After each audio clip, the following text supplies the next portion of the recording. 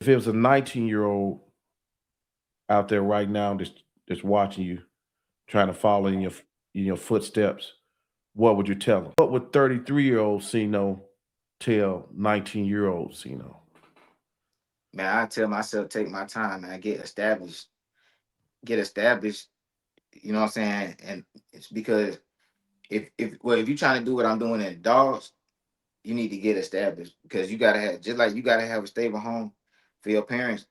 I mean, as a parent, or if you're a parent or anything like that, you gotta have a stable home. But also, when you bring these dogs into your life, if you unstable, the dog's gonna suffer. So if you're a young man and you really don't have like a yard, or or if they, I mean, I'm not saying there's anything wrong with having a pit bull in an apartment, but you only need to really have one. You do not need to be trying to compete with these big breeding programs or anything like that, and you don't even have a space, or the even, like, you need to establish yourself as a person has who the dogs can count on. That's what I'm trying to say.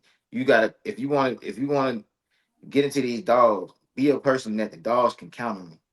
Don't have the dogs and then you fall off, or you not stable, or you now you gotta get rid. Like, that's how all the dogs be ending up in the pound sometimes. You know what I'm saying? Because people can't really handle them.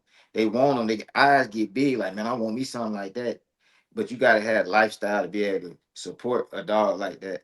Um, and you need to have space for a dog like that and time for a dog like that.